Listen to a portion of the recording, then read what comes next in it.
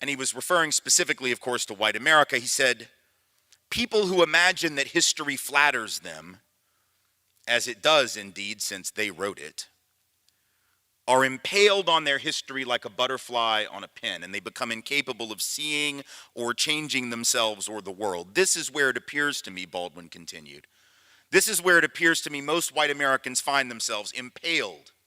They are dimly or vividly aware that the history they have fed themselves is mainly a lie, but they do not know how to be released from it, and they suffer enormously from the resulting personal incoherence. Later on in the same volume, he writes in much shorter form, but essentially the same thought, just a bit shorter, more truncated. He says, these innocent people, and he was referring again to white Americans in only the most ironic sense of the word innocent. He said, these innocent people are trapped in a history they do not understand, and until they understand it, they cannot be released from it. I want you to hold that thought for a second, and then let me refer you to someone else whose wisdom was shared with me many years after I read those words from Baldwin. It was the words of Randall Robinson, the founder of Trans Africa, one of our nation's anti-apartheid activists in the 1980s, a human rights advocate for many years. He has since become an expat of this country, moving with his wife to St. Kitts, her native home. Wrote a book about leaving America, actually, called Quitting America, which explained his decision as a black man in this country to give up on the country of his birth and rearing. It's a brilliant book, very interesting, very challenging book. He also wrote a book called The Debt, which looks at the moral and practical case for reparations to those who were the descendants of enslaved persons, also a brilliant and challenging book. I was at a conference with Robinson at one point many years ago, and he was speaking before me, and he got up and he made this statement, which again, very basic statement, sort of along the lines of what Baldwin was saying, truncated though, much shorter, much less poetic than Baldwin. That's no criticism of Randall Robinson. It's just to say that nobody speaks quite like Baldwin, and certainly nobody writes like him. So Randall Robinson gets up and he says, if you don't understand the predicate, if you don't understand the precursor, if you don't understand what came before, nothing that you see today will make any sense to you, particularly when it comes to the issue of race and racial inequality, right? That's a rather basic statement, but it's really quite profound. If you don't understand what happened yesterday, metaphorically speaking, or last year, or 10 years ago, or 50, or 100, it's very hard for you to look at what's going on this week and understand it fully, because the past and the present are so inextricably connected. And I was thinking about that in the wake of this election, and I wanted to sort of put this out there up front. I'm not going to talk just about the election. There's so much more to talk about, but I did want to sort of mention this with regard to Robinson's admonition about understanding the predicate, what came before, understanding history and its relation to the present. The reason it's so important is because too often when we talk about race and racism, white Americans in particular are very quick, are we not, to tell people of color in particular who talk about the past and the weight of the past, and the history of the past, and the impact of the past, we are extraordinarily quick to look at them and say, why do you have to bring that up? That was a long time ago. Why can't we move on? Why can't we get over it? Now this, I beg to remind you, is precious coming from white people, because there is nobody on this earth that loves the past more than white Americans. We absolutely adore it. We worship it. That's why the Tea Party said they wanted their country back. Back is a directional reference, and it does not point to the future. Right? That's why some folks made pretty little hats that said, "Make America Great Again," like it used to be back when Opie would go to the fishing hole with Pa, and then they'd go back to Aunt Bee's house and have cookies. Right?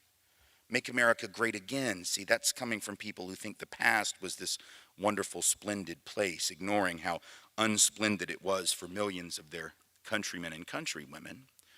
Hello brothers and sisters, welcome back to the channel. I'm hoping that you're doing super great from wherever you're watching us from.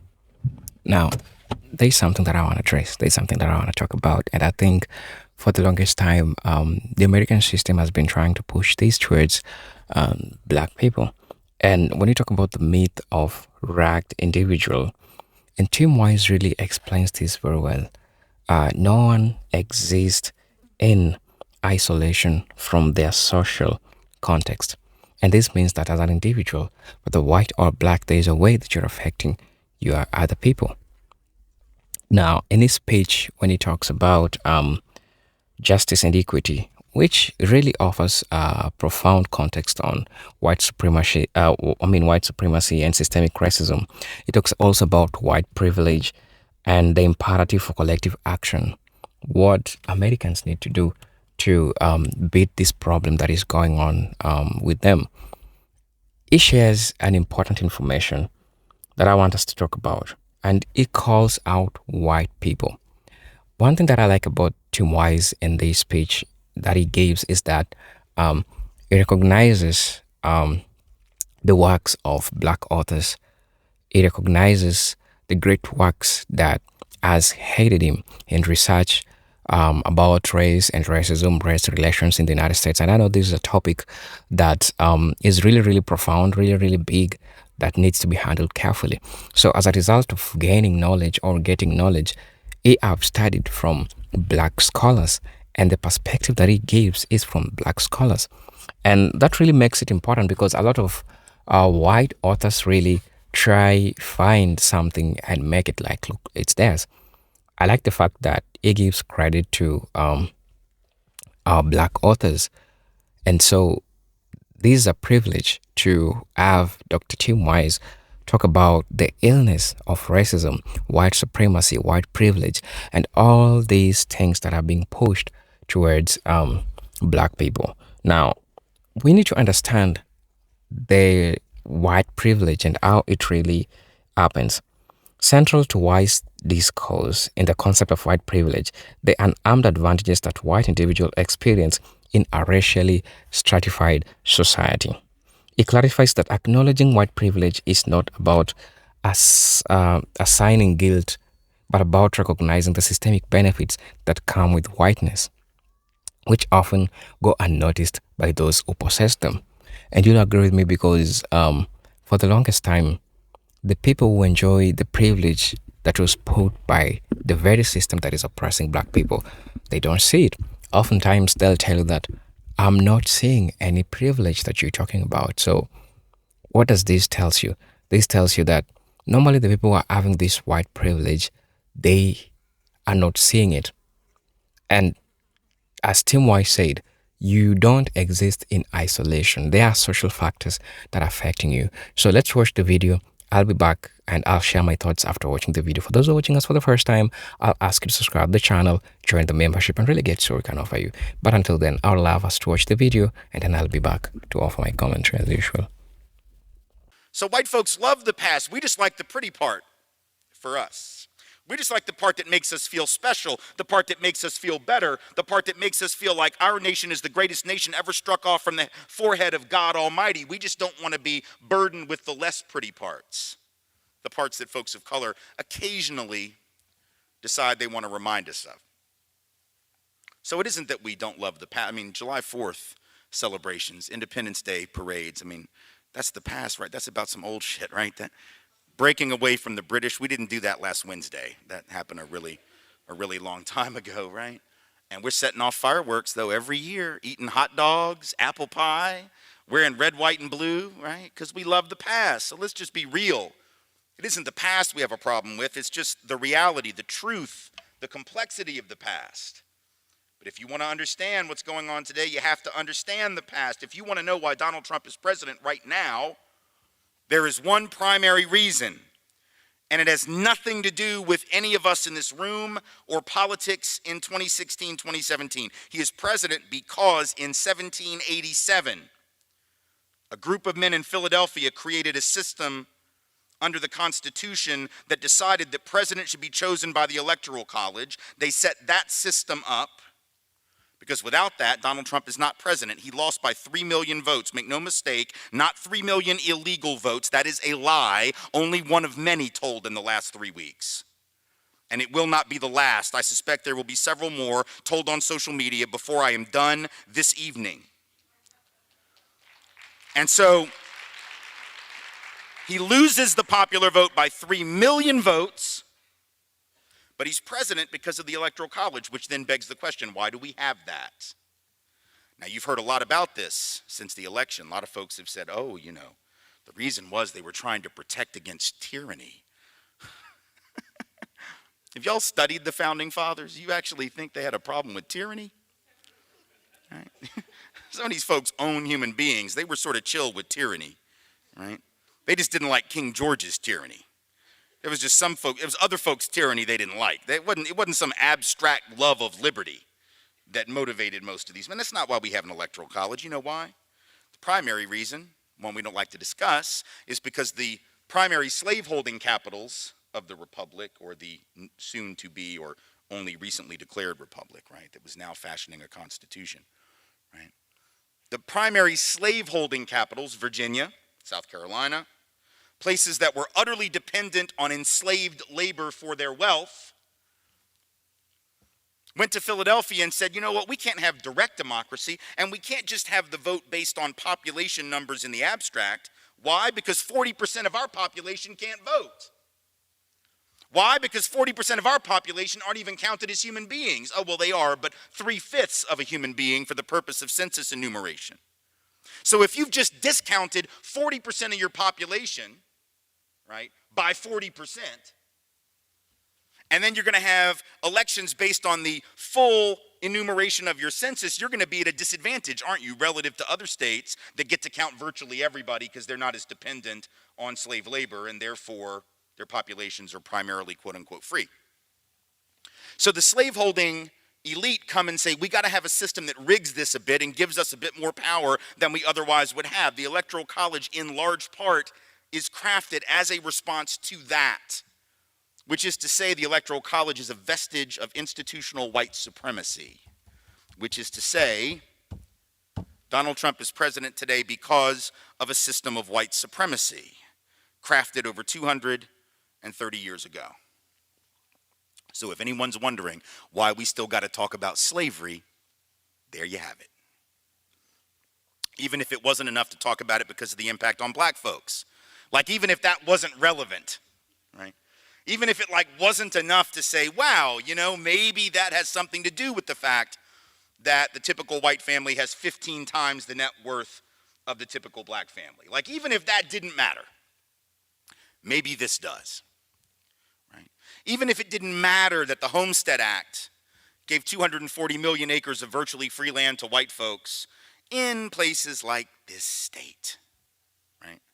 At a time when people of color couldn't get in on any of that. Even if that didn't matter in the way that the past affects the present, maybe this will. Maybe the fact that the president can be selected by the decisions made by long dead racists will penetrate our consciousness and make us understand how the past affects the present, or as Randall Robinson would put it, how the predicate matters. Same is true with things we look around beyond the election. If you don't understand the history, for instance, of police interactions with the black community, then the uprising on behalf of police accountability and demands for police accountability from black activists in the Black Lives Matter movement will not make sense to you. They will seem outrageous to you if you don't know that history, right? Because to have people rising up, expressing anger with police, if police have always been the people that come to your neighborhood to get the cat out of the tree, right? Or give little Billy a ride around when he's 11 to show him what a gosh darn exciting career choice policing might be, right? It doesn't make sense if that's your experience with cops, right? To have people rising up and demanding accountability, but that isn't the black experience with law enforcement, period. And black people know it, because that history is written on their social and cultural DNA and their history. But for those of us who are white, we have the luxury of not knowing that. Black folks don't. African Americans know that modern policing traces directly to slave patrols. That is the first example of policing in our country. Law enforcement, usually working class guys, set up by rich people to keep other working class black and brown folks in line, right? Sort of similar, isn't it? Because rich folks are never cops, just like rich folks are never soldiers, right? Rich folks get poor people and working class people to do their dirty work for them, right?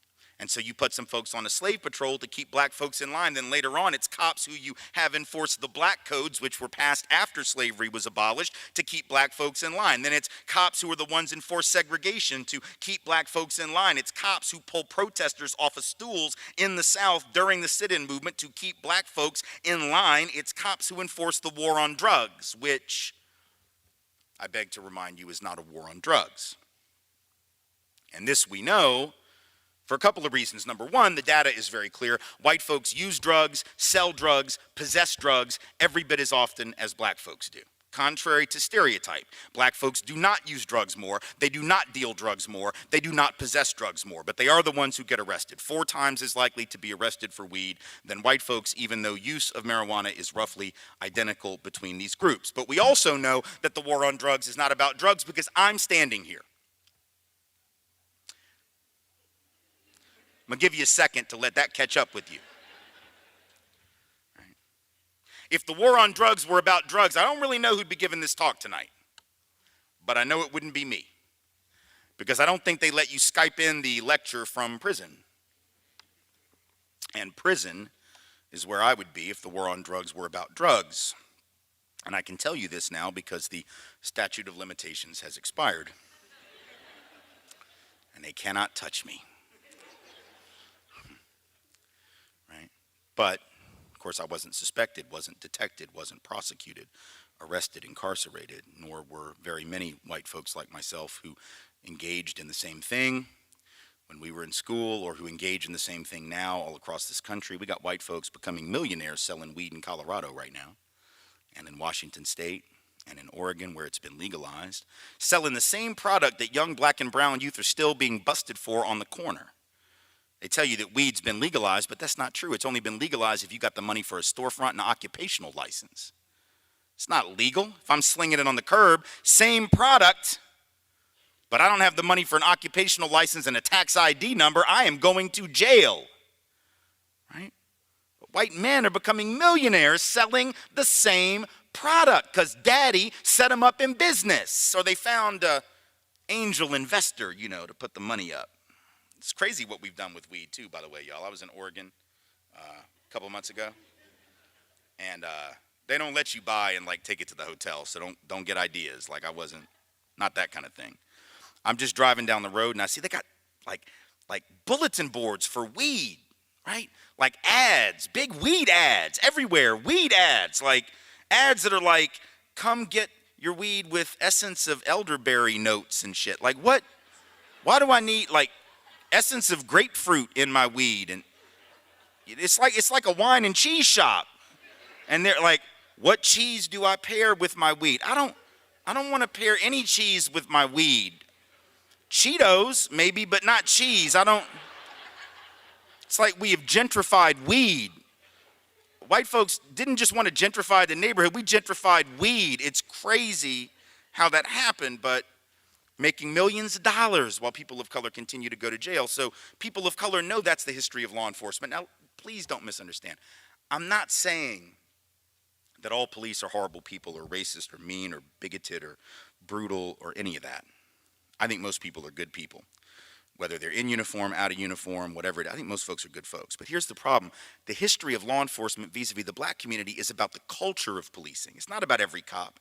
It's about the culture of law enforcement and the mentality that one has to bring to that job in metropolitan and urban areas. And if you don't have that mentality, they run your ass out. There's a guy in Baltimore, you can read about him. He's done several interviews, written a lot about this. His name is Joe Crystal. And several years ago, here's a guy, white dude, right? Served in either Afghanistan or Iraq or maybe both. I don't know. He gets out of the Marines or the Army, whichever one it was, and he goes to Baltimore and wants to be a cop. His parents were cops. They were both NYPD. All he's ever wanted to be was a police officer, right?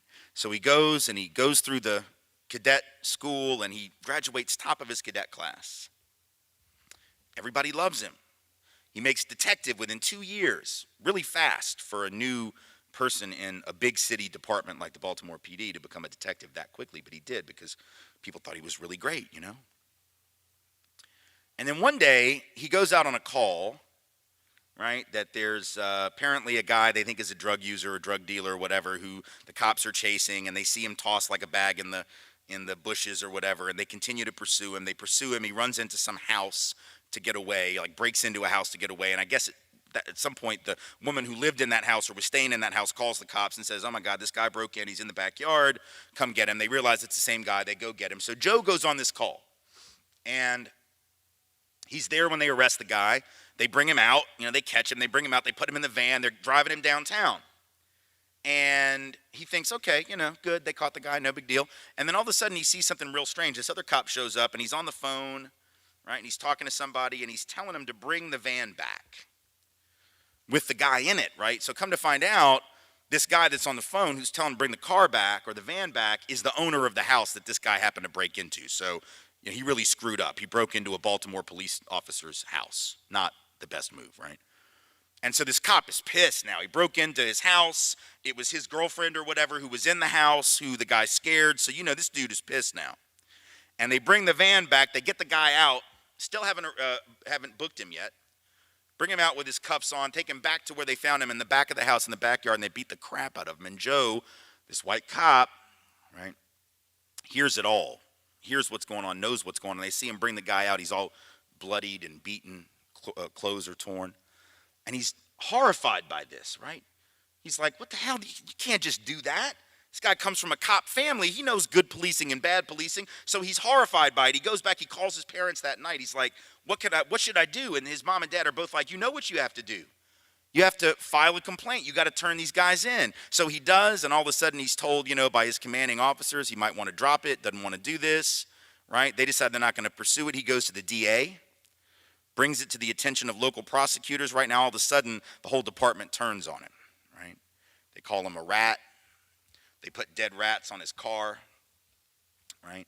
They refuse to back him up on calls. Now, this is now putting his life in danger, right? He's getting calls to go out on real dangerous responses to criminal activity. He gets out there pursuing some criminal suspect, and there's nobody to back him up because these guys are setting him up to die. They don't care. They feel like he ratted them out, even though what they did was unconstitutional, immoral, completely criminal, but they would rather defend their own criminal activity than actually side with what's right and what's just. That's a culture of policing. They run him out. See, so it isn't about good cops, bad cops. It's about a system that maintains this kind of lock on people's behavior. And that's what people of color have experienced. But if you don't know that history, right, which most of us who are white, we don't. They haven't taught us that. And we haven't lived it, so we don't know it. And if you don't know that, and you haven't lived that, when folks scream Black Lives Matter, we get defensive. Well, what about us? Don't our lives matter? Why, all lives matter. I know, precious. I know. Oh, I know they do. I know they do. I have a daughter who's 15 and another one who's 13. You don't have to tell me their lives matter. I'm fully aware. Help bring them into this world, so I'm real clear on how much their lives matter. Here's the difference. The police also know their lives matter and never question that. And the teachers know their lives matter and never question that. And the loan officers at the bank know their lives matter and they never question that. And the employers know their lives matter and will never question that. You just have to specify that which isn't recognized as true. You have to specify that which gets left out. You have to specify that which goes unsaid, not that which is obvious, right? That's what folks of color are trying to remind us, because we have a long history in white America of saying all but not meaning it. We said, did we not, or at least Thomas Jefferson did, that all men are created equal, endowed by their Creator with certain inalienable rights, among these life, liberty, and the pursuit of happiness. But when he said those things, he owned over 200 other human beings, so he clearly did not mean it. In the 1880s, when the first version of the Pledge of Allegiance was written, and it was updated in the 1920s and then all the way through to about 1954, every version, though, ended with that line, did it not? That we have liberty and justice for all. That's the last words of the pledge. But that was written in the 1880s, again in the 20s, and in 1954, all at a time when we didn't mean it. So when we insist all lives matter, but we have a history of not really believing our own hype and our own narrative and our own rhetoric, saying all even while we denigrate and marginalize the lives of millions, then we're going to have to forgive black folks for wanting to remind us of the thing that we keep forgetting and have been forgetting for a couple hundred years, see? Without getting pissy about it, without getting defensive and upset about it.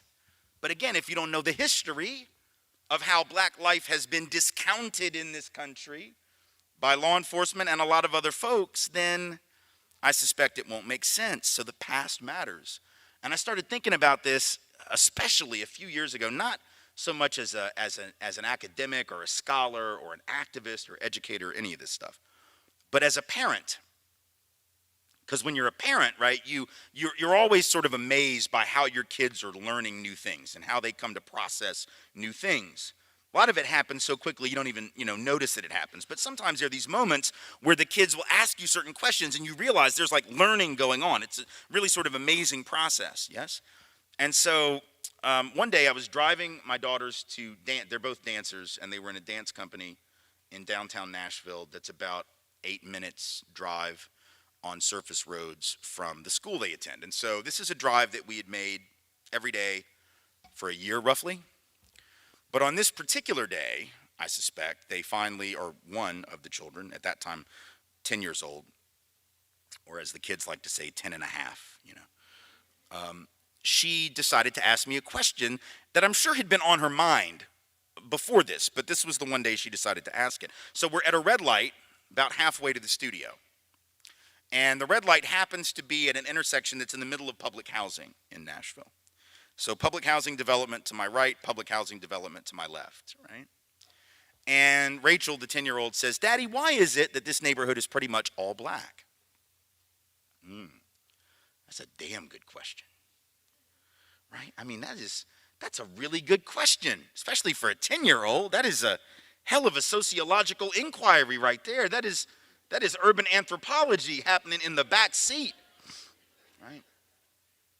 She's in like 5th grade or something, or 4th grade. I'm like, damn, all right, good question. Luckily, Daddy knows the answer, because this is what I do, right? If she had asked me how to do taxes, I don't know.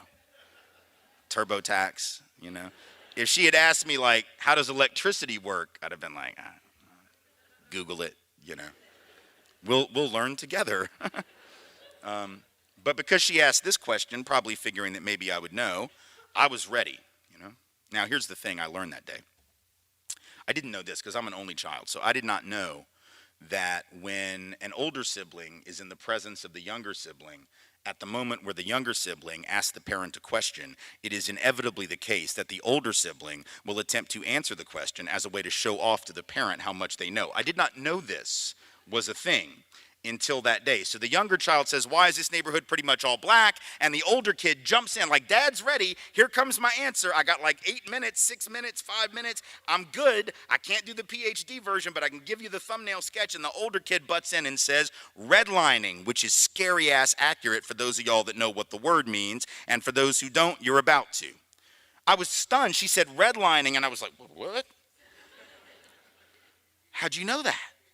The younger one was like, "I don't know what that means." I said, "I don't think your sister does either, but that was a really good guess," right? So it turns out that our older daughter was onto something, right? There was this thing called redlining, which was a very common practice for decades, and it was perfectly legal until 1968 when the Fair Housing Act was passed. And even after that, it continued in sort of indirect ways. The best estimates we have today are that probably 2 to 3 million cases of race-based housing discrimination against people of color every year still happening, even with the law saying that that can't happen. But back before 1968, it was perfectly legal. Banks would take maps of neighborhoods and they would put them up on the wall in the loan office, and they would take a red marker and they would draw a line around the black community. And anybody who lived in the boundaries of that red line was not going to be able to get a loan. They couldn't get a housing loan. They couldn't get a business loan. They couldn't get an equity loan in case they already had a house or a business that they wanted to expand. You weren't getting a loan. And as a result, that meant that certain neighborhoods, particularly in the cities, were starved of capital, right? Because they couldn't get loans. So they had to rent, they had to double up in public housing, essentially they just weren't able to build wealth. So that's how the neighborhood became poor. The reason it became black was because, keep in mind, and I explained this to my daughter in this moment, I said, you know, public housing, these places you see right here, these were created for white people. We think public housing was like created for black people, but completely wrong. Black folks weren't even allowed to live in it in the first several years of its existence in most places. It was set up for working class white folks, right? But then at the very same time that it was created, the government also created some other programs for white folks. The FHA loan program, the VA loan program later, and then the GI Bill benefit program, which theoretically were open to everybody, but in practice were not. For the first 30 years, virtually all the benefits of the FHA program, which allows, you know, first-time home buyers to get a really low interest rate loan, essentially guaranteed by the government, right? So if you default on it, it's guaranteed by the full faith and credit of the federal government. In effect, that means a government underwritten guaranteed loan. 97% of those benefits went to white families. If you were black or brown, you weren't getting one. That allowed those white folks who had lived in the cities to hustle it out to the suburbs, which were being created at that time, and from which anyone who wasn't white was basically barred from living. Right? So white folks were essentially, white flight from the city was government subsidized, right? It was subsidized by the existence of these low-cost loans. It was subsidized by the interstate highway program that made it easier for people to get out there, but again, only white folks, because black and brown folks couldn't go, right? And then the people that were left behind were black and brown, who were now increasingly poor because the city had been starved of revenue based on things like redlining. So that's how the neighborhood became black, and that's how the neighborhood became poor. And now we were at the studio, and the lesson was over. Now I just want you to, and it's, you know, it's more in-depth than that. It's more complicated than that, but that's the basic contours of what happened in community after community after community around the country. That and a few other things. Urban renewal, right, where the government comes in and plowed interstates through black and brown neighborhoods, right, to make way for interstate construction, for office parks, for parking lots, for shopping malls. That was another piece of it. But, you know, I just gave her the thumbnail sketch, yeah? And I want you to think for a minute what happens if I don't have the answer to her question. What if I don't know the answer? Because a lot of people wouldn't know the answer, right? Like, how many of you would have known the answer? And it's not your fault if you don't know the answer, because you weren't taught the answer. I wasn't taught that answer in school. Are you kidding? They didn't teach me that in American history. Hell, I took AP history. That's the history for smart people. And they still didn't teach me that, right? So you can be forgiven for not knowing it, but the problem is if you don't know the answer, what happens when the kid asks the question? Do you think she stops wondering when you don't have the answer? No, she keeps wondering, but now she has to come up with her own answer. What answer do you think she comes up with? If I don't tell her, if I don't give her the historical and sociological background, she's going to default to the only conclusion she can default to in this culture. What is that conclusion? You know what it is, because it's based on the one thing that we were all taught, every one of us in this room. The default position of America. It's the secular gospel of this country. It's our creation myth. Right? What is it? It's the idea that wherever you end up is all about you. If you made it, it's because you worked really hard, and if you didn't make it, it's your own damn fault. You ought to work harder and pull yourself up. That is the guiding principle of Americanism. But I want you to think how dangerous it is, right? Number one, think about it. We all know it's not that simple, right? Like deep down, we all know. Because all of us know somebody, maybe even in our own family, that's worked incredibly hard their whole lives, has nothing to show for it. Hell, we know that the hardest work in this country for generations was done by black and brown folks. They had nothing to show for it. And many of us also know people that were born on third base but still think they hit a triple and haven't actually had to work hard ever. Right? There are people in this country, I'm told, who took advantage of and control of their daddy's $230 million real estate empire in the city of New York in the 1970s when property was cheap, and then turned it into hundreds of millions more and wants you to believe he's a self-made billionaire. Right? So we all know it's not as simple as hard work. We all know deep down, but we have this idea, don't we, about rugged individualism. Rugged individualism is what built America. Not those FHA loans that actually created the white middle class. No, it wasn't that. It wasn't the GI Bill. It wasn't the VA program, right? It wasn't the New Deal programs that put people back to work at a time they couldn't find jobs. No. It was just rugged individualism. Look, there's no such thing as a rugged individual. If you learn nothing else tonight, please learn this. In fact, there's no such thing as an individual abstracted from their social context. Human beings are social creatures. We have never lived in isolation from one another, for God's sake. None of us were raised on an island by a porpoise. I mean, good God, if you actually ever meet a creature that actually qualifies as a rugged individual, please do me a favor, run like hell from that thing. Because whatever that is going to be dangerous. Like, it's going to be feral, it's not going to have language, it's going to try to eat you because it's not going to know that there's a taboo against eating you. Like, do not hang out with a rugged individual, let alone ask them to run your company, for God's sake, right? Or your country, right? There's no such thing as a rugged individual. We exist in social context, but if we believe that that's why we end up where we end up, and I know why we do it, it makes us feel good, right? That we're in charge of our fate. But the problem is, if we are taught that, and then we look around and we see inequality the way we do, right? If my daughter, who's been taught that, not by me, but by the larger culture, right? She picks it up, it's in the air, it's everywhere. Right? If she looks around and sees those folks living over here, not only in an all-black neighborhood or virtually all-black, but in a poor neighborhood, and she's been told that wherever people end up is all about them, what happens? She defaults to a position that's fundamentally racist. Well, there must be something wrong with them, because if there wasn't, they wouldn't be there. So she's able to erase all of history. She's able to erase not just ancient history, but the last 40 years, 50 years, 60 years, she's able to completely ignore sociological context and historical context and political context and just rock her ideology of individualism and meritocracy in a way that forms judgment about the people at the bottom and, by extension, the people who live over here in a more affluent, exclusively white space. Well, they must be superior. So racism becomes rational almost, unless you interrogate that dominant ideology of America. Same thing with sexism, because if I look around and I see men disproportionately at the top of various hierarchies and women disproportionately underrepresented in the same, then what do I conclude? I conclude, well, I guess men must want it more. They must work harder. They must be smarter. It rationalizes classism. Well, the rich just must be brilliant and the poor must be lazy. Even though I know there's something wrong with that. Look, there are 37 people in this country right now, 37 people who have the same collective net worth as the bottom half of the American population. 165 million people over here, 37 people over here. If you actually believe that there are 37 people who are as smart as or who have worked as hard as 165 million people, you are on the bad crack. And there is nothing that college can do for you. Drop out and stop wasting my taxpayer money trying to get an education, because you lost if you believe that's even theoretically possible, right? But yet our ideology tells us that.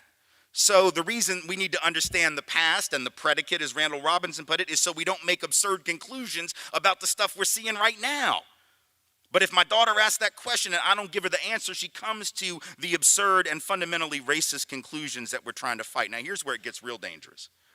It's obviously dangerous for the people on the bottom if folks reinforce that mentality, but I want you to think about some other people. What happens if I'm told all of my life that where I end up is all about me? Now, if I'm a person of color, by definition, I may need to come up with a slightly critical view of that ideology, right? And people of color tend to know that there's way more to it than that, because people of color have to develop a critical sense of that, or else their self-esteem would be completely destroyed, right? If you people of color are 3 times more likely to be poor, twice as likely to be unemployed, if you're a person of color in that situation and you actually believe the lie of rugged individualism, you're screwed, right? So folks of color, black and brown folks, have always had to have a cynical view of that. I'm not saying everybody has. Some folks fall prey to it, right? There are some folks who do internalize that negativity. But for the most part, to be black and brown is always to be like, yeah, I don't quite buy that. But to be white has been to almost always buy it. Because for the most part, historically, it was true for us. Not always, but mostly. Like if you were white, even if you were white working class, you could at least assume a certain horizontal mobility, couldn't you? You could always assume, well, I work in the coal mine, my daddy worked in the coal mine, his daddy worked in the coal mine, his daddy worked in the coal mine, my son's gonna work in the coal mine, we'll always have coal mining jobs. Or my great-grandfather was a farmer, his son was a farmer, his son was a farmer, I'm a farmer, my kid's gonna be a farmer.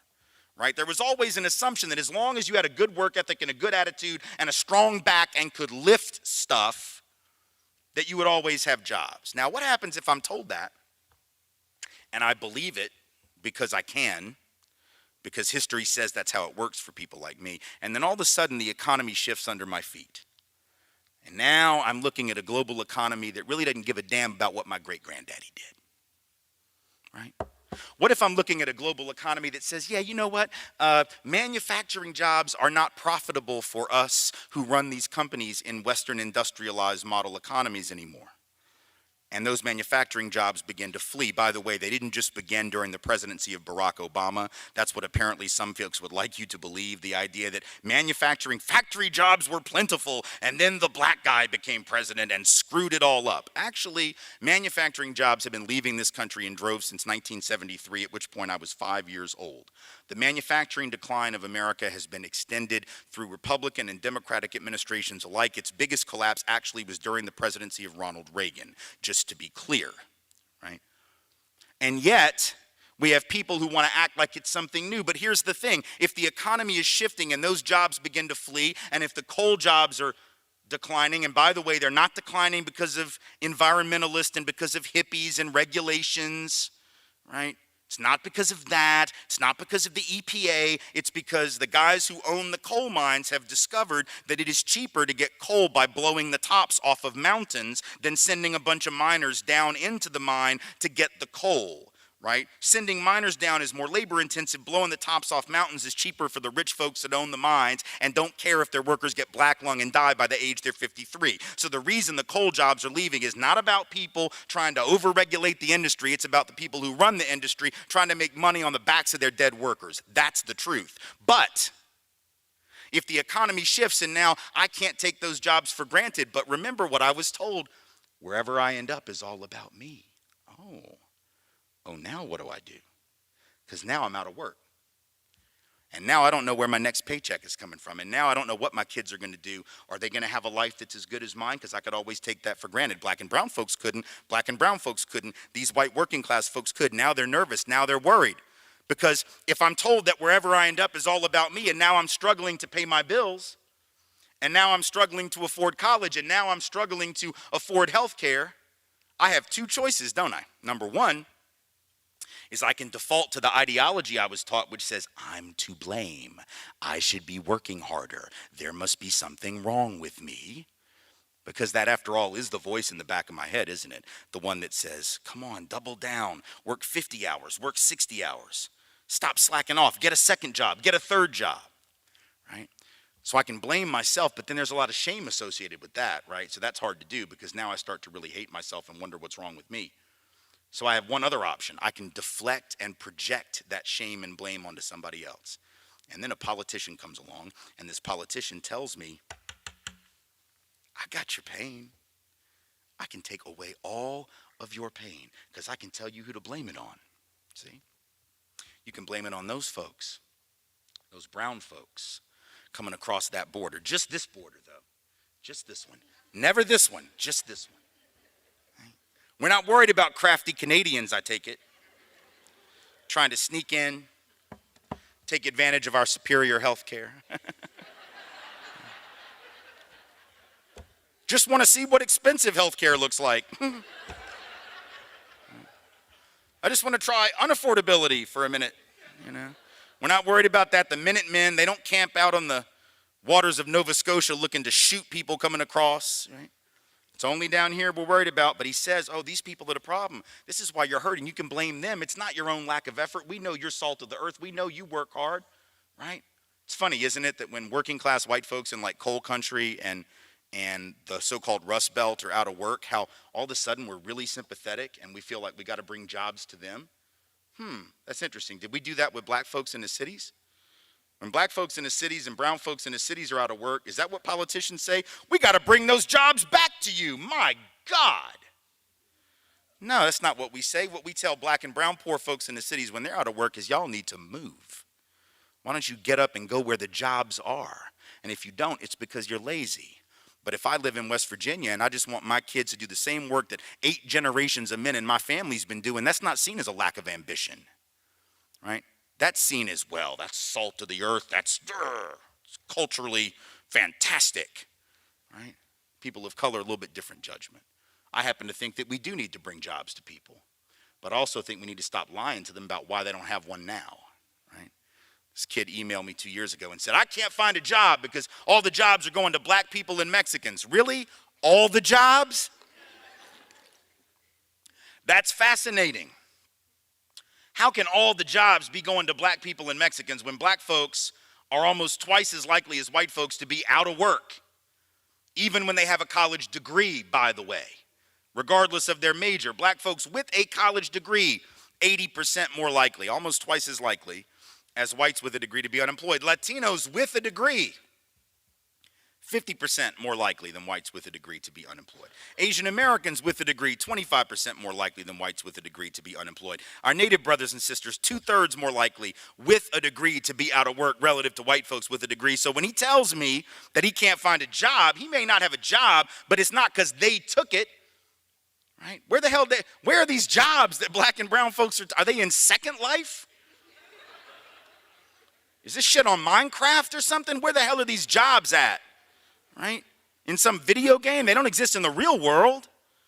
But he was convinced. It's also funny, right? Because the same people who say black and brown folks take all the jobs are the same people that say black and brown folks are lazy. All right, which is it, y'all? Which is it? Because it can't be both. If you took all the jobs, I'm fairly confident the one thing you are not is lazy. And if you are lazy, I'm thinking you didn't even take one job, let alone all the damn jobs. So even though I don't ask much of racists because I expect so incredibly little, the one thing that I do ask for is consistency. Just pick one dumbass stereotype and stick with it so that I don't have to aim at a moving target. There's nothing that I hate more than the moving target idiocy. Just consistent idiocy is all I ask, right? So that's the problem, though. If a politician comes along and says, I got your pain, I can take it, right?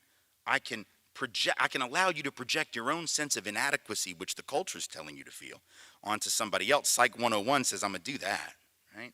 Psych 101 says, I'm going to deflect that and project that onto you. Doesn't necessarily solve my problem, though, huh? Right? Because after all, this idea, you just build a wall, the jobs will come back. Oh, for real? Is that how you think capitalism works? Econ 101, try that one. You think building a wall, what do you think, like, the capitalists of America have been sitting around being like, damn, I just hope they don't figure out to build that wall, because if they build that wall, we will have no choice but to give them all raises. Really? You think that's what's going to happen? No. Capitalists will always be able to move their money around. Right? The president can say, oh, we're going to stop companies from leaving America. He doesn't have the authority to do that. Twitter doesn't intimidate CEOs, right? And Congress isn't going to let him actually stop capital mobility, even if he wanted to, and even if he had the power to do so. They have the power to stop that, and they have no intention of allowing capital to be stifled. Capital will always be able to cross borders in search of the highest rate of return. Right? Whether that's a Cayman Island bank account or building the plant in Sri Lanka, they will always be able to do it. And goods will always be crossing borders in a global economy in search of the highest price. So if goods can cross and capital can cross, but you chain labor to its nation of origin and so that they can't seek out the highest wage, all you have managed to do is to rig the game against workers and in favor of capital.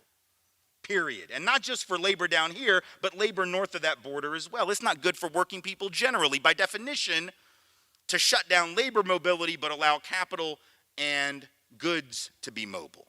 So it's not going to bring back any jobs, but it allows people to believe that somehow somebody's on their side, right? And it's interesting. There's a story y'all probably heard about, or you've been hearing about for the last year, right? The opioid crisis in white rural America, right? It used to be for a while it was the meth crisis, and now we sort of stepped up the game, from meth to opioids, heroin, oxy, over-the-counter, and street opioids as well. And it's interesting, right? First of all, it's interesting how this is covered in the media. Yes, like all this sympathy that attaches to white drug addicts. It's fascinating, right? Right? All of a sudden, we call it the opioid crisis. And we have people who need treatment. and rehabilitation and drug education. And we need sympathy, not prison. These people, they don't need prison. They'll never get help in prison. True.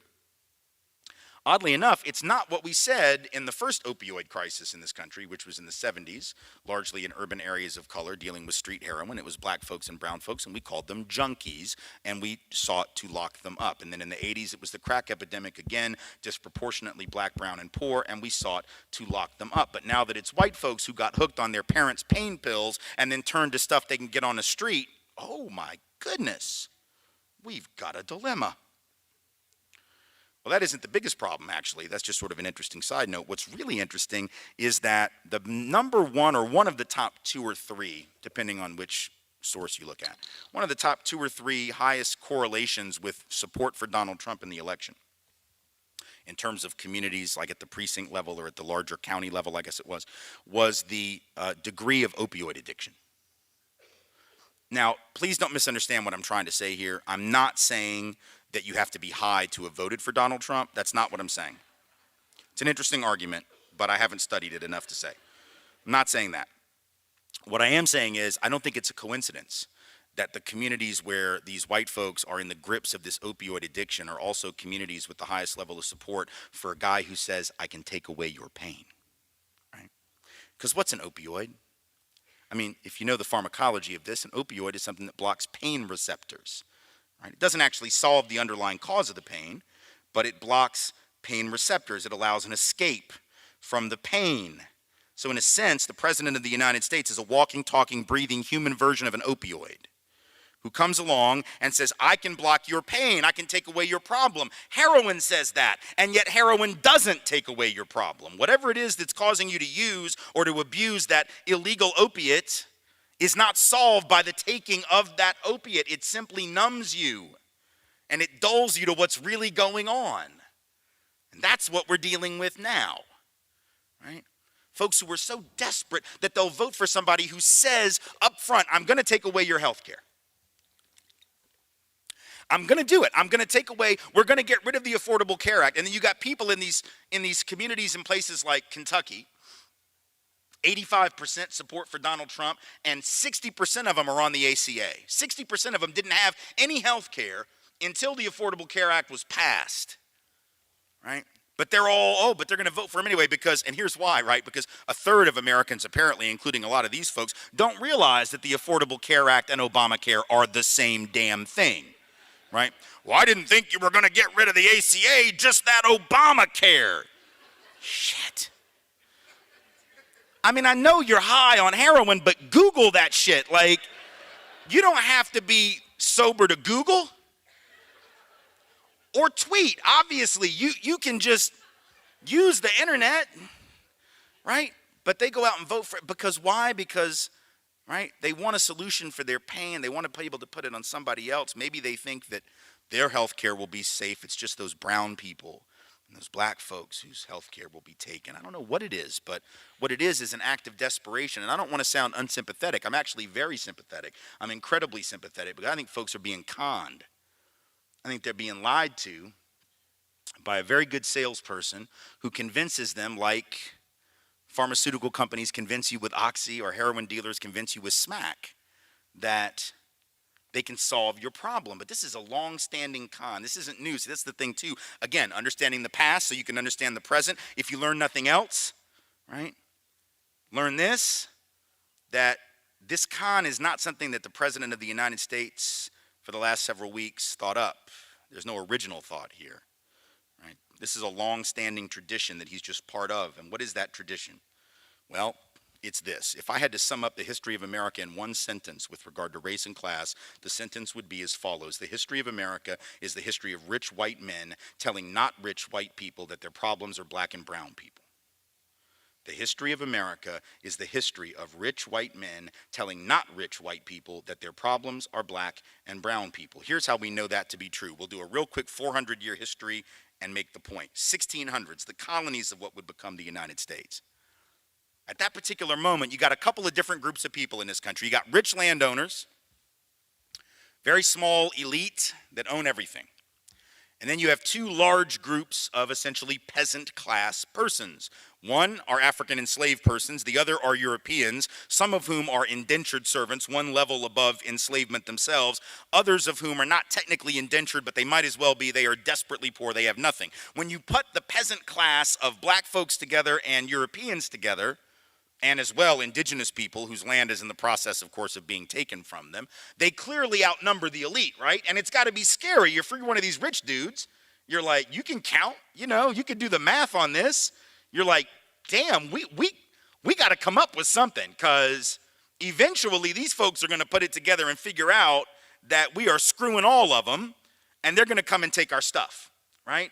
Because they're not going to put up with this the way we're treating them. So what do they come up with? Well, in fact, there were some rebellions that took place throughout this period of time in the 1600s, Bacon's Rebellion in Virginia being one of the biggest, but not the only one, where you had African enslaved folks and European indentured servants coming together to overthrow the aristocracy, right? So the aristocracy gets nervous. They create something. What do they create? They create a thing called, maybe you've heard of it, the white race. And you may be thinking to yourself, wait, what?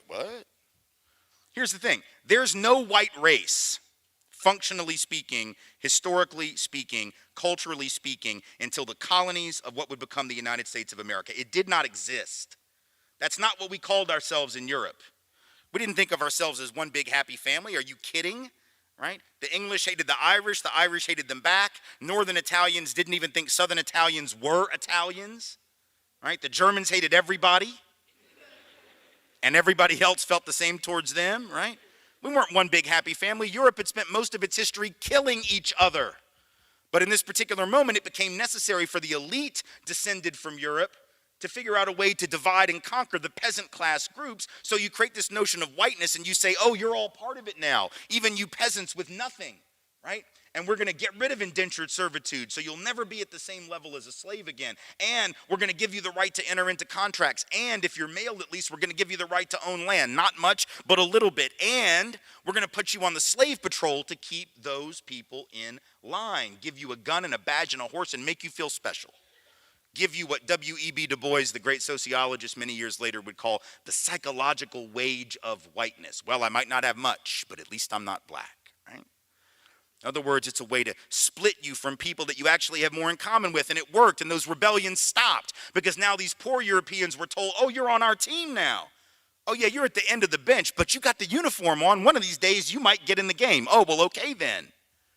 So all of a sudden, those cross-racial rebellions end. Fast forward to the Civil War era, and you got rich white elites in the South where I'm from, right, standing up and openly acknowledging why they want to break away from the government. They didn't lie about it back then. We lie now. But they didn't lie about it back then because they weren't ashamed. They were open. They admitted it was about slavery. They admitted it was about white supremacy.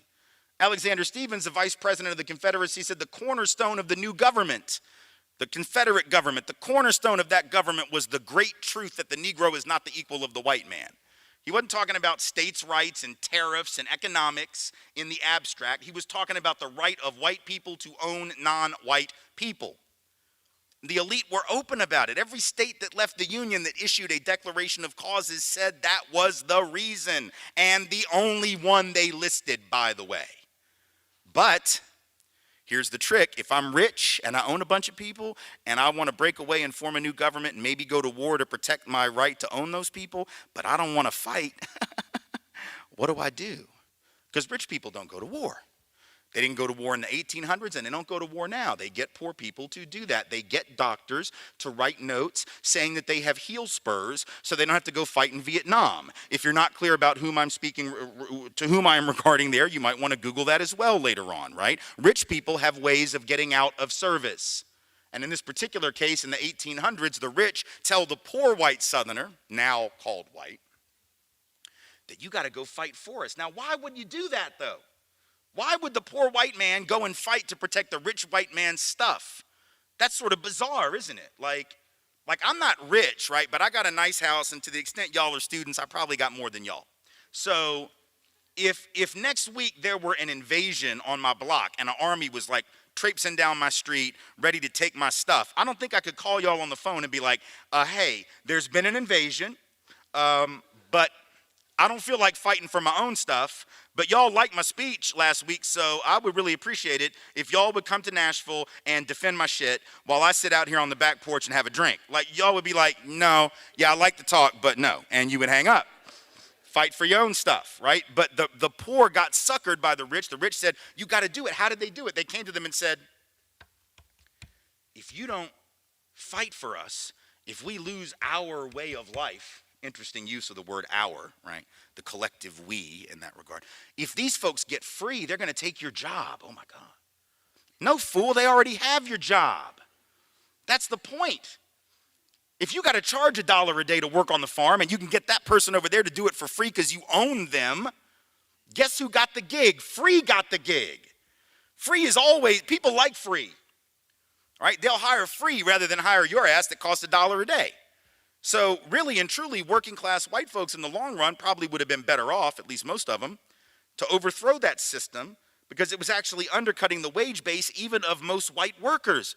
But again, the psychological wage of whiteness said, I got to be above somebody, right? So divide and conquer kept working. It worked so well that by the 1930s, in the midst of the labor union struggle in this country, the height of the union struggle, you had labor leaders, and they're not even the elite.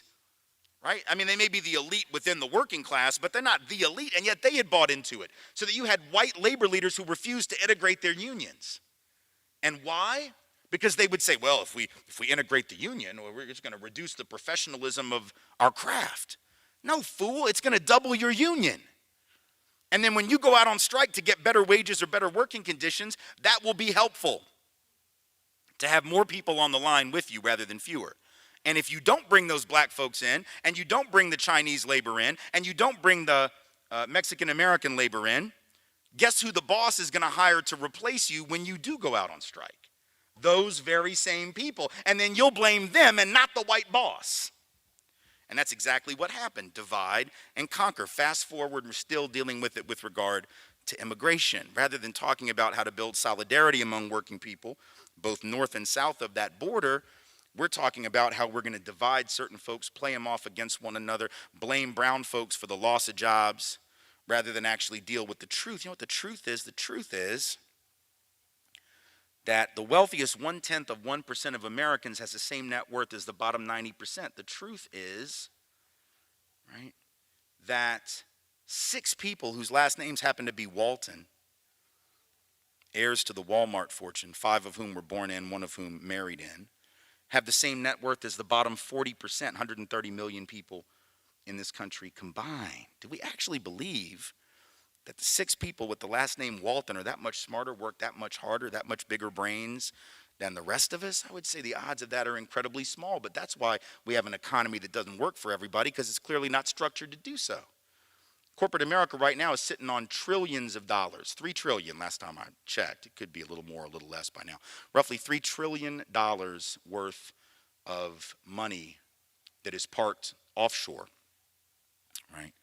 That they're just sitting on, most of it offshore, not investing it, right? So the odds that a big tax break for corporations is going to suddenly spur job creation, yeah, that worked very well in Kansas. I'm sure you're all in agreement with how well that worked.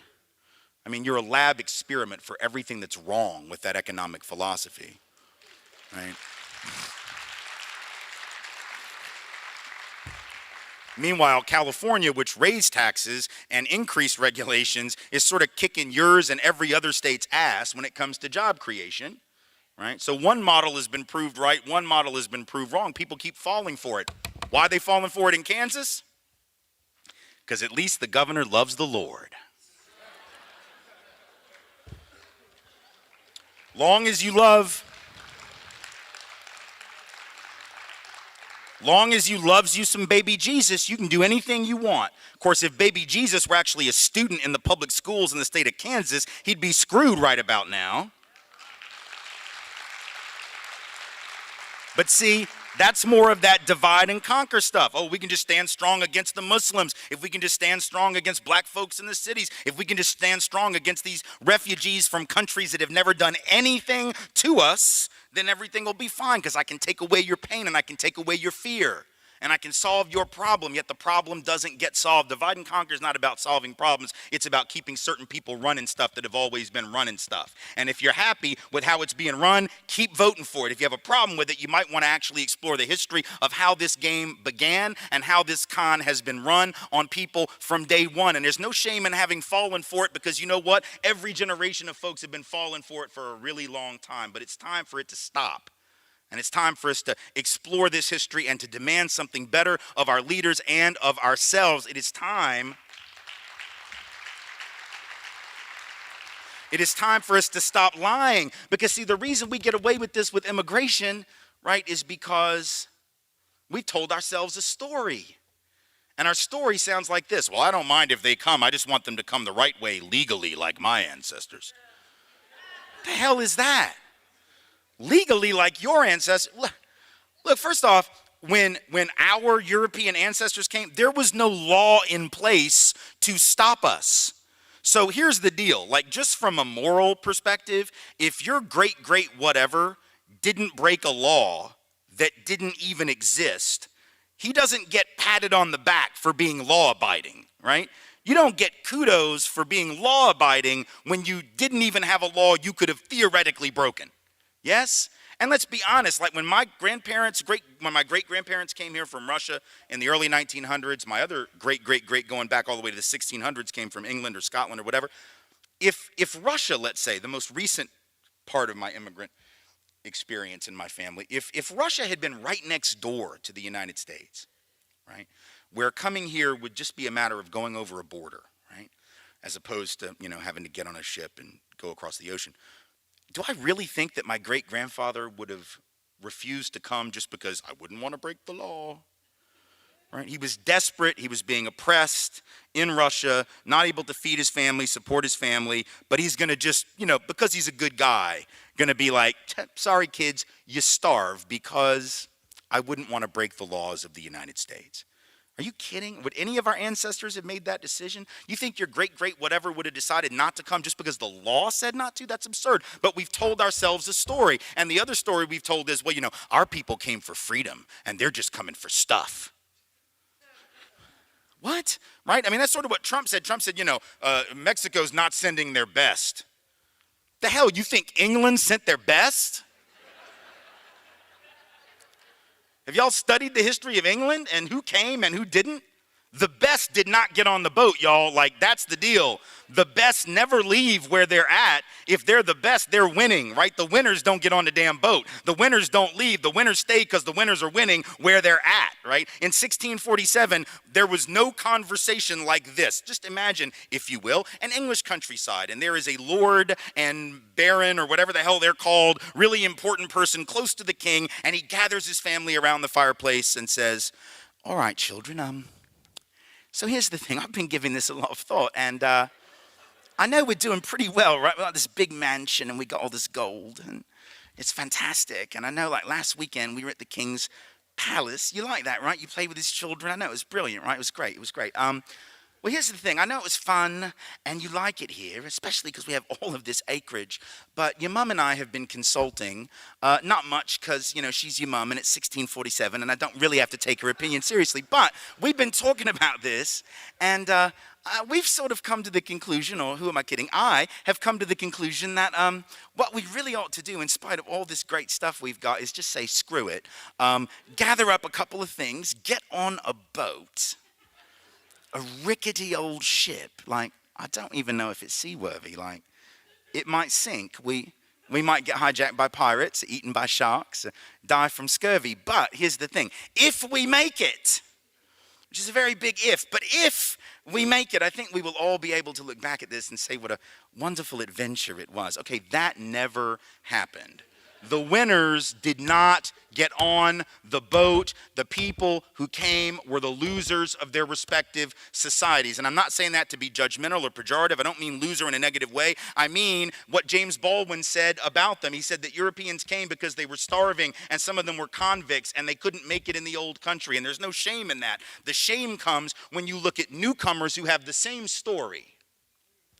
And you don't see yourself in them, and you don't see them in you. And then that's when you start talking about building walls, and that's when you start talking about keeping people out, and that's when you start proclaiming a certain ethnic, cultural, or racial supremacy that ignores the entire history of how you people got here in the first place. See, we deserve better than that. But until we demand an accurate history, until we face the past, until we acknowledge how the past affects the present, we keep making these mistakes. And we don't solve our problem. And we got like 30 years, because in 30 years, half this country is going to be folks of color, half are going to be white. By the way, that's not about immigration. Right? Because some people say, well, that we can stop that if we just stop immigration. No, it's got nothing to do with immigration. The last 8 years, there's been a net outflux of immigrants, by the way. Contrary to popular belief, oh, they're pouring over the borders. They're pouring over the borders. Actually, there has been a net outflow of immigrants over the last 8 years, more leaving than have been arriving. That is a fact. And facts do matter.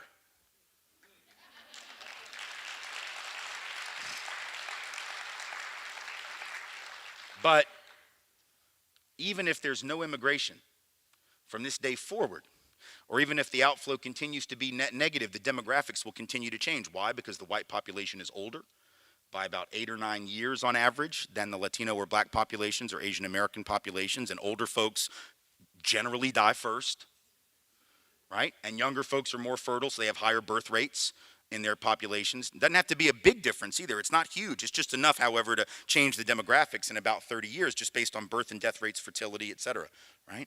So within 30 years, half the country is going to be folks of color, half are going to be white. That's a fact. We can either create equity or we continue on this path. And I'm going to tell you right now, if we can't figure out equity, none of us are going to survive this thing. How are we going to have a functional economy if half the population is twice as likely as the other half to be out of work? 3 times as likely as the other half to be poor, 1/15 the net worth of the other half, double the rate of infant mortality, 9 years less life expectancy, double the rate of low birth weight children. That is not a recipe for a functioning society. It's a recipe for total social collapse, period. So this is not charity work we're talking about. We talk about racial equity and joining the struggle for racial equity. We're talking about radical self-help. The kind of stuff that we all have to get involved in doing if we actually love this country. And that's the great irony, isn't it? Because those of us on the left, we're the ones who get tagged with not loving America. We're the ones who get told that we hate America. We're the ones that told that if we don't like it, we can leave it.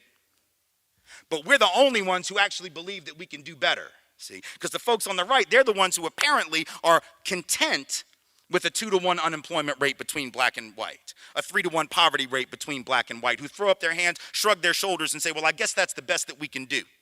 Right? People who are content with racial profiling, people who are content with the fact that black men in this country and black women are 3 times more likely per capita to be shot even when unarmed relative to white folks.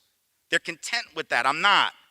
Or people on the right who are not only content with how it is now, but want to go back to the way it was before. See, some folks are looking behind them and the rest of us are looking ahead. And the real question is, who's more cynical?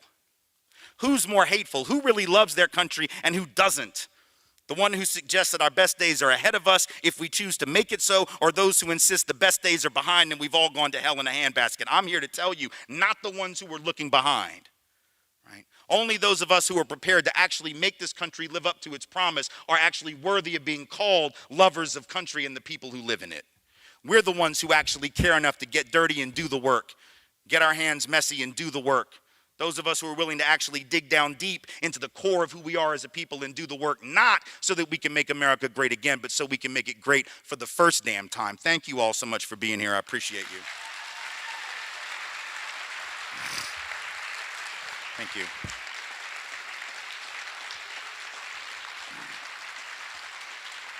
Thank you. Thank you. What's that? Q&A. Yeah.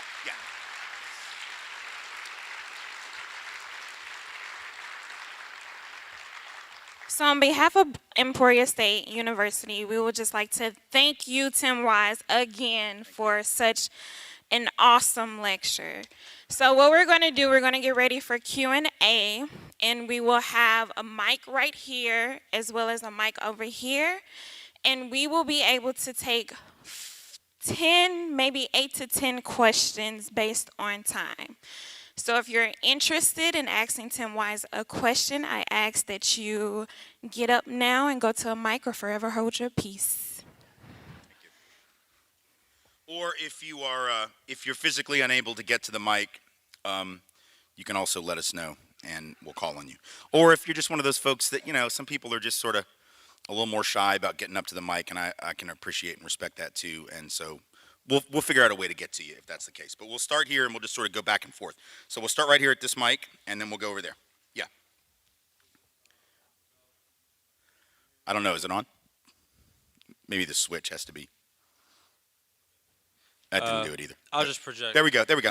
Hey, I'm Ravel. I'm with the Bulletin. I'm a reporter from the Bulletin. Yeah. My question is, I'm sure that a lot of people are here because they're interested in what you have to say, but there are a lot of people who should be here who aren't. How do we get those people involved in the conversation of social justice? Well, I'm of mixed mind on this. I mean, obviously, the more that you have the conversation, the more likelihood that people will be caught up in the web of that conversation at some point. So I think that, the short answer is you just keep having the conversation until people get dragged and compelled to come. Maybe it's because the people who came this time go back and tell people who weren't there, hey, you really ought to come. And, then they bring two people and they bring two people.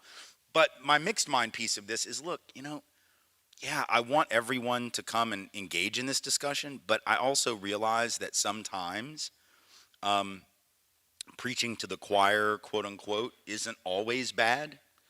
And the reason I say that, and I'm not saying that everyone in here is the choir. I'm sure there's a wide plethora of views in the room, even though there was a lot of support for most of the things that I said. But the choir, I'm from the South, man. I've been around choirs a lot. And one thing I've learned about choirs is they need practice, right? Like sometimes you'll be in a church and the choir will be singing and you're like, y'all should have worked harder on that. Like that's not even the same song. I don't know what you're singing, but your harmonies are off, And so I think part of it is practice. And the more we practice and the more we engage, the better we'll get at it, whether or not new people are coming in. And then there's also part of me that's like, I don't necessarily want the adversary in the room all the time. I don't want them to know what I'm planning. I don't want them to necessarily know what we're thinking. So I'd love for more people to be engaged and have these hard conversations, but it can't be forced. And in the meantime, we gotta talk to the ones who come, and we gotta build with the ones who come. There's always that conversation. Are we trying to convert people from point A to point Z, or are we just trying to move people from point F to point T or something, right? I think a lot of people are already maybe at point F, but they need to get down here. And these folks at point A, I don't know, maybe they'll get over here, but I'm not an evangelical leftist. I'm just a leftist, just doing my thing, and people either buy it or they don't, and they come to it in their own time, I think, to some extent. So we just keep trying, Yeah, over here. Good evening. My name is Shaquille Anderson. I'm here with West Star Energy. We definitely enjoyed your lecture tonight. Thank you. My question is pretty simple. What inspired you to become an expert in this area? Well, first, I don't want to claim to be an expert. I know a little something, but what inspired me to take on the issue, I think it always comes down to upbringing and background and who you know and who you met and who came into your life. I could have easily gone a different direction. I mean, if you had told me that when I was 16 that this is what I'd be doing, I wouldn't have been surprised from a dispositional point of view, but I would have been shocked that would have been the direction, because I didn't really see it that way. But I had parents who brought me up with a certain sensitivity and a sensibility. I went to preschool at a historically black college at the age of 3 and 4, so that most of my peer group were black kids. The authority figures were black women. I learned to respect black authority in that setting. And that meant that 23, 24 years later, when I was organizing in public housing in the city of New Orleans, listening to black women tell me about their lives, I wasn't going to be the white guy that said, "Are you sure you're not crazy? Like, I think you might be hallucinating." All right? I was going to be the white guy that, because I could go back to that early imprinting in preschool where black women were running the show, and I could be like, "Oh, okay, I hear you, I see you, I'm listening to you, I can take your authority seriously." So I think that was an important cornerstone. But then I went to school in New Orleans, and I had amazing mentors that really helped to form me and mold me into a better activist and a better educator, right? And gave me a depth of knowledge that I didn't have. And I'll tell you, as much as anything, it was the people I met in public housing. It was the women mostly who I worked with in public housing communities that were more knowledgeable in so many ways about race and class and the interaction of those things than anybody I'd ever met in a classroom. Like, they knew more about it than the folks with the PhDs, and they lived it. And so I was just very lucky, very fortunate to be immersed in a community that embraced me and that taught me and then encouraged me to get out and to do this work. So that's the short version of the answer to that. Yeah. Over here, please. Yes. Hello, my name is Murad Jalilov, and I come from a family of political asylees here in the U.S. And basically, my question is that when we immigrated here, our government put us as white Caucasian, and that's what we are. We're Eastern European. But the problem I've been facing here is that if we talk in terms of identity politics, some minorities would see me as white and privileged, but some white people would see me as a minority and underprivileged. So how do I deal with the situation? It's kind of I'm stuck in a limbo. Right. If we look in those terms. Yeah. No, it's a very good. It's an interesting story, and it's one that a lot of people have, and I think it really demonstrates the absurdity of race as a concept, right? The fact that the United States definitions of these things are entirely fluid. The fact that we refer to people who are from the so-called Middle East as white, even though you know full well that post 9/11, most white people certainly don't consider them to be white. The fact that we consider, people from the Caucasus Mountain region, that's like where we get our anthropological name as Caucasians, and yet, the two guys that were the Boston bombers at the marathon were from the Caucasus region, and I don't think anybody views them as white because Islam has been racialized as non-white. So it's all this messed up jumble of ideas that mean very little. It's why Mississippi defined black as one drop of black blood, South Carolina 1/8, others were 1/16. It's all ridiculous. But now, socially, these things have been given meaning. And so the place that you find yourself is interesting on a couple of levels, right? The thing about privilege is that it's fluid, and sometimes it works for you and sometimes it doesn't. And so there are times when someone can, I hate to use the word pass because it almost sounds like you're trying to do it, but a person can be perceived as white and reap the benefits of that. That might be when you're going for a job or trying to get a loan or having an interaction with a police officer. There are other times when that very same person, and it could be you, will be perceived by someone else as not white, and you never know when you're in that sort of limbo position. Now, what this does that I think is interesting, and you might be able to take advantage of, and I would highly recommend that you try to do so, as weird as the position must be and as off balance as it must make you feel sometimes, it also allows you to be privy to some conversations that maybe other people aren't, right? So in other words, and it's the same way I feel about people that are multiracial or biracial, or people who are transracially adopted, right? Like you're in these different worlds, and as a result, people don't always know what world you're in, right? So you might be in a certain situation where people are perceiving you as quote unquote white, and they're saying stuff about people of color that's really, jacked up and problematic that you find horribly offensive, but that they share with you because they think you're one of them in the way that they think of themselves. And then there are other times that you might be perceived as a person of color and you're experiencing some things like that the quote-unquote whiter part of you and the way you're perceived doesn't always notice, and you can talk about that. You're sort of in a world where you're going to experience both sides of the color line at various times, right? And I think that's an interesting place. It's also, I'm sure, a very off-balancing place to be, but you'll be able to gain some experiences and some insights from it that you can share with other people, which actually will point out the ridiculousness of the whole concept of race. Hello guys, welcome back to the channel. I'm hoping that you're super great from wherever you're watching us. I really found this so helpful as a black person, especially in Africa, watching and understanding race relations in the United States. I'm really interested in learning more about black people and the fate of black people in the United States today. A couple of things that Dr. Tim Wise talks about are direct things that are affecting people from the black community, and it is not a lie. He doesn't say this to make black folks happy, but he's saying this to set it right and make people understand the struggles that black folks are going through. While I was watching the video, I had a couple of key pointers, key things that I really wanted to address in the video. The first thing that I came to realize is it talks really about the dangers of color blindness. Dr. Tim Wise critiques the notion of color blindness, arguing that it ignores race, arguing that ignoring race does not eliminate racism, but rather perpetuate it by failing to address the unique challenges faced by marginalizing communities. It goes ahead and contends that colorblind approach overlooks the historical and ongoing disparities that require targeted interventions. Majority of people say they don't see color, they don't see nothing, but come think about it, that's what they see. And when they tell you not to see color, it fails to recognize historical things that happened to black folks that have really affected the lives and the livelihood of black people. He also talks about the role of denial in sustaining inequality. Denial, according to Dr. Tim Wise, is a significant barrier to achieving racial equity.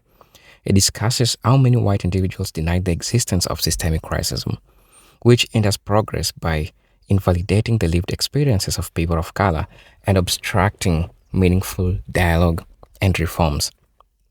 He also goes ahead and talks about the historical construction of whiteness. Dr. Tim Wise really talks about historical construction of whiteness as a social category designed to confer privilege and maintain power structures. He explains how the concept of race was socially engineered to create division and justify unequal treatment, particularly during periods of colonization and slavery.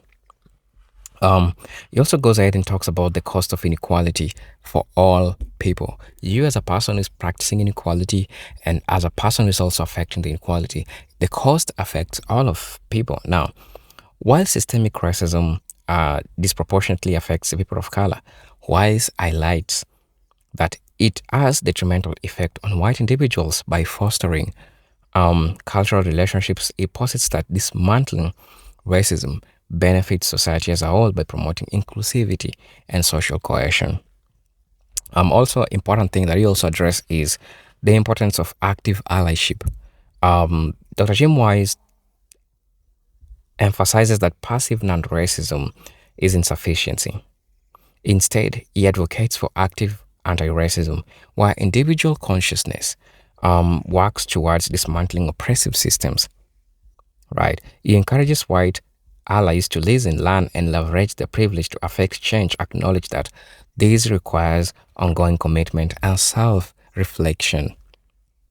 Also, the interplay of race and policy, really, really important. Now,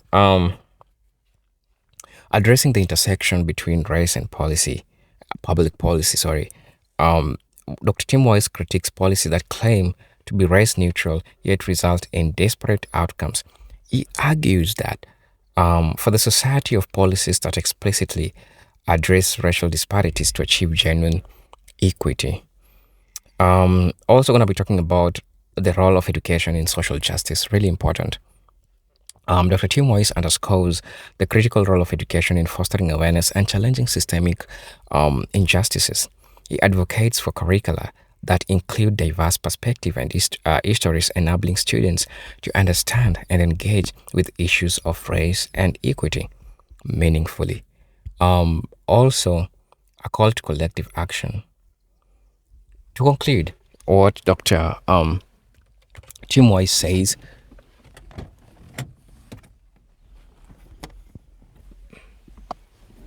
dang, it's too hard. Now, what Dr. Tim Wise says about all this is that it needs allyship that is really serving, allyship that is really important, not only to white folks, but to everyone collectively, because there is nothing that they lose by accepting unity. So let me know what you think about this. I'm your presenter, Junior Stories. I had a short take on this, but I hope the lecture was so helpful. Let me see you in my next episode. But until then, peace, love, and harmony. Salute.